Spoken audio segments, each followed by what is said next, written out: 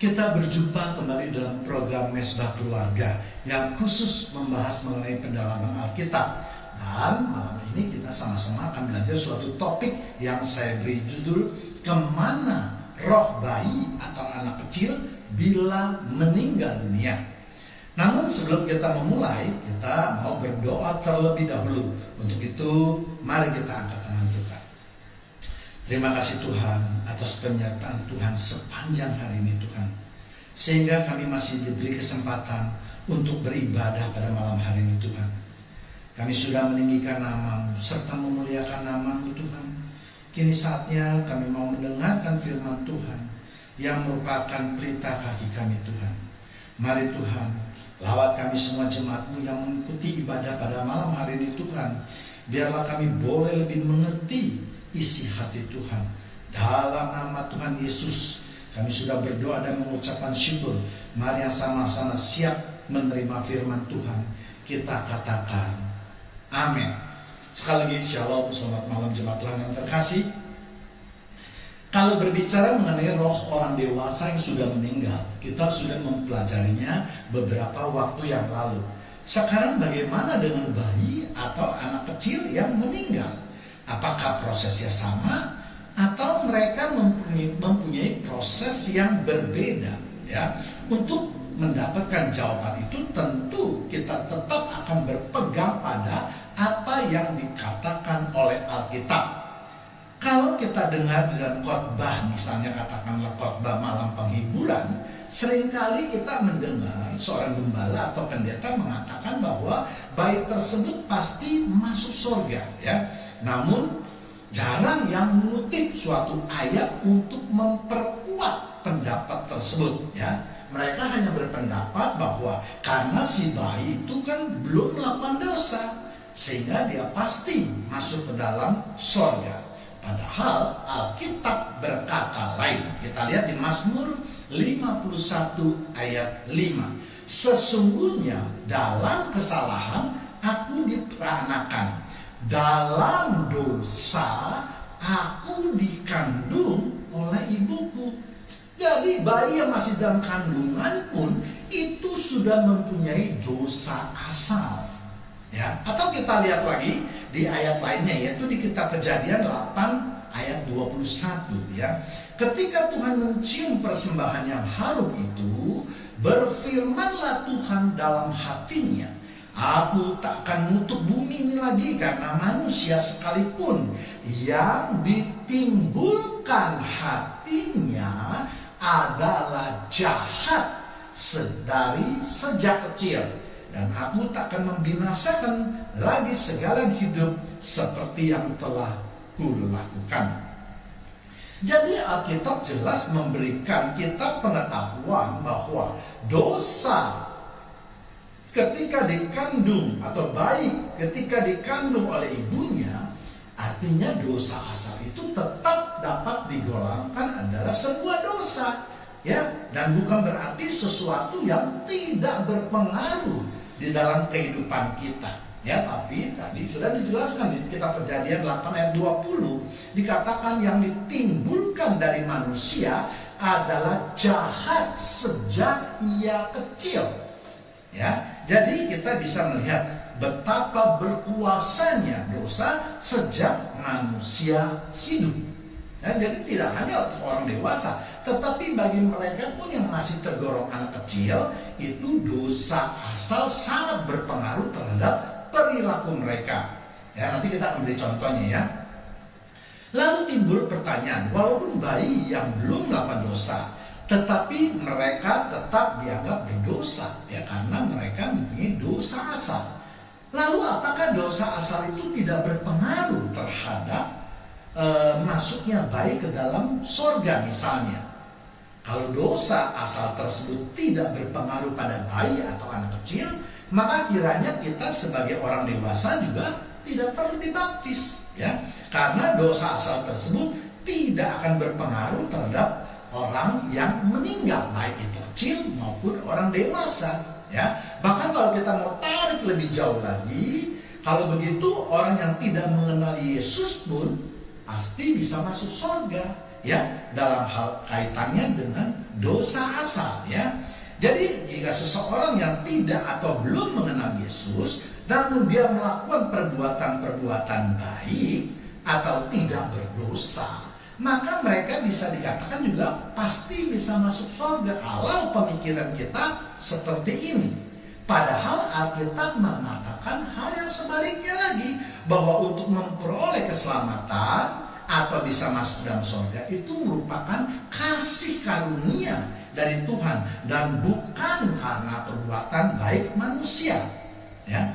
Mengenai pembaptisan ini nanti kita akan membahasnya dalam mesbah keluarga pada kesempatan yang akan datang ya, sehingga bisa menambah wawasan kita tentang perlu tidaknya pembaptisan dan tujuan daripada pembaptisan.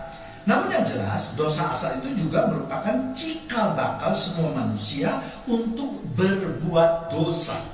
Kita tahu bahwa ketika Adam dan Hawa jatuh ke dalam dosa, Tuhan sudah mengampuni dosa mereka dengan menyembelih hewan ya. Dari mana kita tahu hal tersebut? Yaitu ketika Allah membuat pakaian dari kulit binatang untuk mereka berdua ya. Tanpa menyembelih binatang tentu tidak mungkin ada kulit binatang ya. Kejadian 3 ayat 21, dan Tuhan Allah membuat pakaian dari kulit binatang untuk manusia dan untuk istrinya itu, lalu mengenakannya kepada mereka. Dan inilah yang menjadi dasar dari setiap penebusan dosa yang Tuhan ajarkan ya. Dan itulah juga yang menjadi dasar daripada kitab Imamat yang berbicara mengenai banyak pengampunan atau penebusan dosa yang harus dilakukan melalui darah hewan ya, yang berupa korban bakaran ya. Bahkan sampai ke zaman Yesus pun hal itu tetap berlaku ya. Itulah sebabnya maka Yesus harus mencurahkan darahnya yang mahal untuk menebus dosa-dosa manusia. Dan saya kira ini semua jemaat Tuhan sudah pasti mengetahuinya karena sering sekali dibahas ya. Kita kembali lagi ke pokok persoalan kita. Bukti bahwa dosa asal itu adalah cikal bakal dari perbuatan dosa adalah dapat kita lihat pada anak kecil yang sudah bisa mengekspresikan perasaannya. Ketika dia sedang marah, maka dia bisa membuang apa saja yang di dekatnya atau yang dipegangnya. Bahkan dia juga bisa memukul bayi juga yang masih kecil, temannya misalnya, jika dia merasa terganggu ya, tanpa hal ini harus diajari oleh siapapun juga ya. Atau misalnya juga seorang anak kecil yang mungkin lebih dewasa sedikit ya, bukan bayi maksudnya anak kecil ya, dia suka sekali makan kue ataupun permen ya.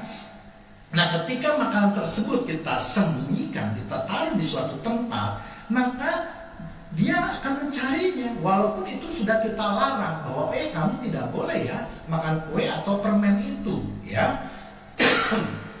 Maaf ya. Tetapi mereka bisa mengambil dengan diam-diam. Nah, mengambil diam-diam ini kan istilahnya juga adalah mencuri ya. Walaupun kita memang tidak mengatakan kepada anak kecil itu mencuri, tetapi mengambil dengan diam-diam tanpa izin itu adalah dikategorikan mencuri ya. Walaupun sudah kita larang, bahkan dia juga bisa menyangkal ya, kalau kita tidak mendapatinya. Kalau kita intip misalnya dia sedang makan, dan setelah selesai makan kita tanya, apakah kamu mengambil tadi kue atau permen tersebut? Dia akan mengatakan tidak, saya tidak mengambil ya. Inilah yang disebut dengan dosa asal ya. Jadi bisa juga kita melihat banyak sekali larangan-larangan yang ditabrak oleh anak-anak kecil ketika kita membuat suatu peraturan atau suatu larangan misalnya ya. Jadi menurut saya dosa asal itu adalah sesuatu yang harus tetap mendapat perhatian kita ya. Kejadian 4 ayat 7. Apakah kamu tidak berseri jika engkau berbuat baik? Tetapi jika engkau tidak berbuat baik, dosa sudah mengintip di pintu. Jadi kalau orang yang tidak berbuat baik, anak kecil berbuat tidak baik, anak kecil mencuri, bayi bisa melempar sesuatu barang ketika dia sedang marah atau ketika tidak atau ketika dia sedang tidak senang, itu adalah suatu perbuatan yang tidak baik. Dan itu dikatakan firman Tuhan, dosa sudah mengintip di depan pintu. Ya, ia sangat menggoda engkau, tetapi engkau harus berkuasa atasnya. Itulah sebabnya Alkitab mencatat Yesus ketika berumur 8 hari diserahkan kepada Tuhan. Ya, Lukas 2 ayat 21 sampai 22. Dan ketika genap 8 hari dan ia harus disunatkan, ia diberi nama Yesus, yaitu nama yang disebut oleh malaikat sebelum ia dikandung ibunya. 22. Dan ketika genap waktu pentahiran, menurut hukum Taurat Musa, mereka membawa dia ke Yerusalem untuk menyerahkannya kepada Tuhan. Jadi arti waktu pentahiran itu diartikan adalah menyerahkan kepada Tuhan, yaitu dengan membawanya ke bait Allah dengan maksud untuk membersihkan dosa-dosa asalnya, yaitu supaya bayi tersebut dapat menjadi tahir, sehingga kalau terjadi apa-apa dia sudah tahir. Ya, ini pentingnya ya. Ya, itulah sebabnya sekarang atau banyak sekali umat Kristen yang membawa anaknya ke gereja, menyerahkan anaknya kepada gembala atau kepada pendeta untuk diserahkan kepada Tuhan. Bahkan ada juga mereka yang membaptis anak kecil maupun bayi, ya. Walaupun ini mendapat banyak menjadi bahan tertawaan, ya. Ya, kita maklumlah buat mereka yang menertawakan ini karena mereka kurang mendalami Alkitab. Mereka maunya, ya kalau begitu Alkitab harus menulis dong, bayi itu harus ditahirkan dengan cara dibaptis. Ya, justru inilah kita harus menggali sesuatu yang tersembunyi di dalam Alkitab, ya, sehingga kita bisa mengetahui apa isi hati daripada Tuhan. Ya, jadi membaptis bayi itu bukan dia membaptis untuk dosa yang diperbuatnya, tetapi dosa asalnya. Nah, inilah tindakan daripada iman dari orang tuanya. Ya, kalau orang tuanya tidak beriman, dia tentu tidak menyerahkannya. Nanti kita akan lihat betapa pentingnya pernyataan iman dari orang tua, khususnya dari seorang ayah. Ya, jadi kalau ada orang yang belum mengerti mengenai pembaptisan tadi, nah sekarang kita sudah mengerti, kita sudah mendapatkan pengetahuan bahwa walaupun anak kecil ataupun bayi itu perlu ditahirkan, ya, macam-macam. Ada yang cuma bisa diserahkan, didoakan atau ditumpangkan tangannya, tetapi ada juga diberi tetesan pembaptis, tetesan air, ya. Itu memang prosedural, tetapi yang penting adalah kepercayaan kita, iman kita bahwa kita sudah menyerahkan dan mentahirkan bayi atau anak kita yang masih kecil, ya. Nah, lalu adakah ayat yang menyatakan secara eksplisit kemana roh seorang bayi meninggal? Ya, memang sekali lagi saya katakan tidak ada. Kalau ada, ya itu mudah untuk dimengerti, ya. Tidak usah lagi kita dalami karena sudah tertulis secara jelas atau secara harfiah. Namun kita harus ada memperhatikan sedikitnya 2 ayat yang menyatakan kemana roh bayi itu meninggal atau apa faktor-faktor apa yang berpengaruh, ya. Yang pertama itu di dalam kitab 2 Samuel, ya, 2 Samuel 12 ayat 23. Tetapi sekarang ia sudah mati, mengapa aku harus berpuasa? Dapatkah aku mengembalikannya lagi? Perhatikan, aku yang akan pergi kepadanya, tetapi ia tidak akan kembali kepadaku. Ya, kita semua tahu bahwa ayat ini menceritakan kematian anak Daud dengan Batsheba, ya. Ya, sebagai hukuman atas Daud yang telah membunuh Uria orang Het itu, suami daripada Batsheba, dan mengambil Batsheba sebagai selir, ya. Dalam hal ayat tersebut, Daud mengatakan bahwa aku yang akan pergi kepadanya. Artinya apa? Daudlah yang akan pergi menghampiri anaknya Anaknya kan sudah meninggal. Berarti apa yang dimaksudkan? Yang dimaksudkan adalah suatu ketika nanti Daud meninggal, maka dia akan menghampiri anaknya, melihat anaknya, menjemput anaknya. Nah, anaknya ada di mana? Tergantung. Kita akan membahasnya nanti ya. Kita tahu bahwa Daud adalah seorang yang dikasihi Tuhan. Bahkan Tuhan juga mengatakan Daud adalah orang yang berkenan di hadapannya dan yang melakukan segala kehendak Tuhan. Maka tentu jika Daud meninggal, pastilah dia masuk ke dalam ke kota Yerusalem baru ya. Kisah Para Rasul 13 ayat 22. Setelah Saul disingkirkan, Allah mengangkat Daud menjadi raja mereka. Tentang Daud, Allah telah menyatakan, aku telah mendapat Daud bin Isai, seorang yang berkenan di hatiku dan yang melakukan segala kehendakku. Jadi tidak mungkin Daud itu masuk ke alam maut ya, walaupun Daud juga sudah berdosa ya. Tetapi Daud melakukan pertobatan ya. Jadi ketika Daud itu diingatkan oleh Nabi Nathan, dia langsung bertobat. Dia tidak langsung mengingkari janjinya, mencari berbagai macam alasan, dan dia masuk ke dalam suasana perkabungan ya. Kalau kita baca, dia mengoyakkan bajunya, dia akan berpuasa, bahkan melumuri tubuhnya dengan abu. Itulah tanda-tanda keadaan seorang menyatakan dirinya masuk ke dalam perkabungan, pertobatan, dan Tuhan melihat itu ya, sehingga Daud dapat pengampunan. Kalau Daud tidak mendapatkan pengampunan, maka pada saat itu juga pasti Daud akan mati, karena kita tahu upah dosa adalah maut ya. Namun demikian, walaupun Daud sudah memperoleh pengampunan, dia tetap harus menerima hukuman. Dan ini pernah saya bawakan di renungan pagi, bahwa seseorang yang walaupun sudah mendapatkan pengampunan dari Tuhan, dia tetap akan menerima hukuman dari Tuhan.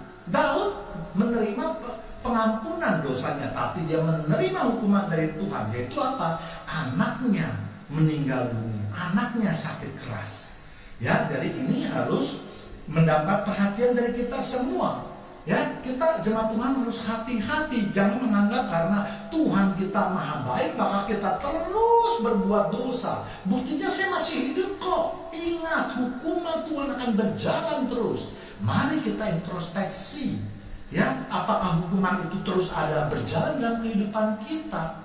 Memang sekali lagi sudah berulang kali saya katakan, tidak semua kesesakan ataupun lembah kekelaman adalah karena dosa kita. Bisa juga karena kita berada di jalan Tuhan.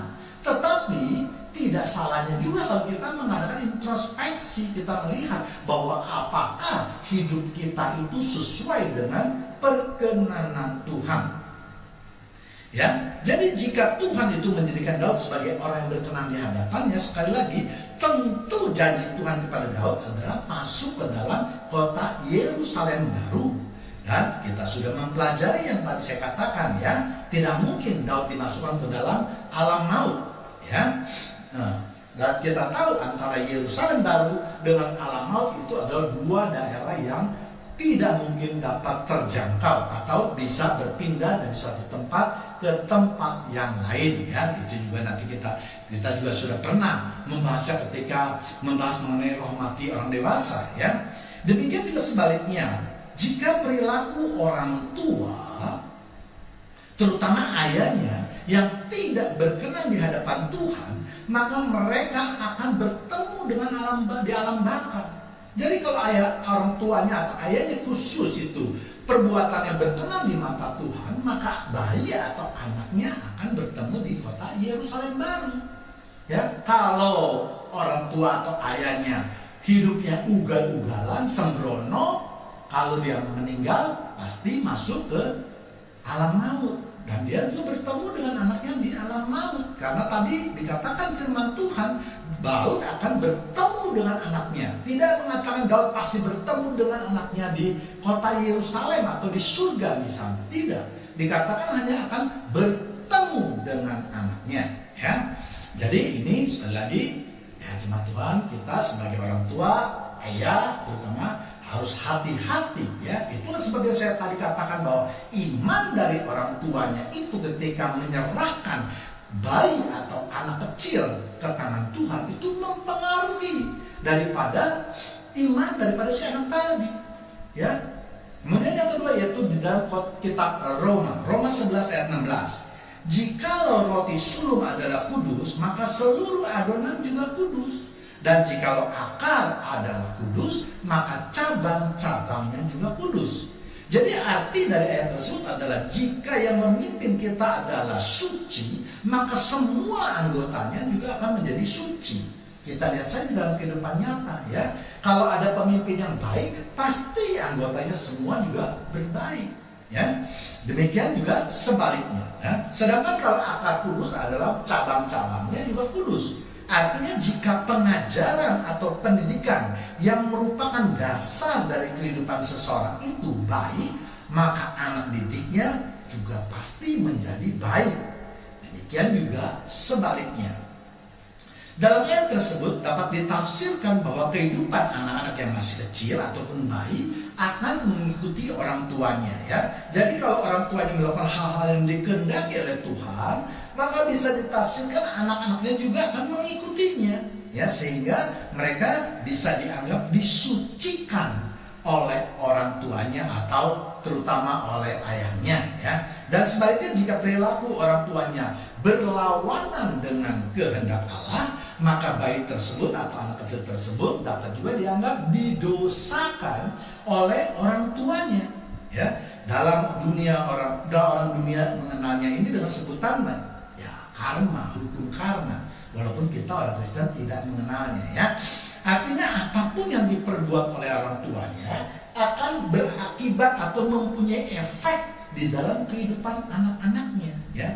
Kita lihat di Kisah Para Rasul 16:31, jawab mereka, percayalah kepada Tuhan Yesus Kristus dan engkau akan selamat, engkau dan seisi rumahmu. Ya, kita tahu ayat tersebut berbicara menceritakan pengalaman seorang kepala penjara yaitu orang Romawi yang ketika dia itu melihat penjara bergoncang, pintu-pintu terbuka, belenggu terbuka hanya karena Paulus dan Silas itu berdoa dan memuji Tuhan. Dia merasa wah suatu keajaiban yang luar biasa dan dia sangat takut akan kematian. Ya, sehingga dia bertanya kepada Paulus maupun Silas, bagaimana, apa yang harus saya lakukan supaya saya bisa selamat? Apa yang harus saya perbuat? Dan Paulus maupun Silas mengatakan, percayalah menerima Tuhan Yesus sebagai Tuhan dan Juru Selamatmu, maka engkau dan seisi rumahmu, artinya semua keluarganya yang ada di rumah itu, anak istrinya akan selamat. Nah inilah dasar daripada ayat tadi yang saya katakan bahwa orang tua atau ayah itu berpengaruh terhadap iman maupun hukuman terhadap anak kecil maupun bayi ya. Firman Tuhan mengatakan ya, laki-laki, kepala laki-laki adalah Kristus. Ingat itu ya. Untuk itulah maka pentingnya suami harus menjaga perilaku di dalam suatu rumah tangga agar seluruh rumah tangga itu dapat diselamatkan. Bukankah kerinduan kita adalah demikian? Jadi kesimpulan dari bayi atau anak kecil yang meninggal, maka rohnya akan ditentukan dari dua hal ya. Yang pertama, kalau sudah diserahkan kepada Tuhan, artinya sudah ditahirkan, maka itu berarti dosa asalnya sudah dibersihkan ya, sehingga dapat dipastikan roh bayi atau anak kecil tersebut akan masuk ke dalam kota Yerusalem baru menunggu ayahnya ya. Dan waktunya itu jangan lupa 8 hari menurut ketentuan Alkitab ya. Kemudian kedua yaitu kalau belum diserahkan kepada Tuhan, maka akan ditentukan dari perilaku ayahnya ya. Kalau perilaku ayahnya berkenan di hadapan Tuhan, yang tadi saya katakan, mereka akan bertemu di kota Yerusalem baru, dan sebaliknya ya. Jadi sama seperti yang Daud katakan, dia akan pergi kepada anak di mana itu anak itu berada, ya. Jadi sekali lagi, hati-hatilah jemaat Tuhan yang terkasih, sebagai orang tua kita harus memperhatikan hal yang penting. Untuk itulah makanya di dalam Alkitab dikatakan bahwa sebagai orang tua kita wajib untuk terus membacakan firman Tuhan, mengajarkan firman Tuhan siang dan malam, ya. Demikianlah pembahasan yang dapat saya sampaikan. Dan sebelum mengakhiri ibadah Mezbah Keluarga ini, mari kita tundukkan kepala kita. Terima kasih Tuhan atas penyertaan Tuhan dalam ibadah Mezbah Keluarga pada malam hari ini. Biarlah kami terus diberi pengertian yang lebih mendalam, sehingga kami dapat menjadi pelaku-pelaku firman-Mu. Dalam nama Tuhan Yesus kami sudah berdoa dan mengucapkan syukur. Mari sama-sama kita katakan amin.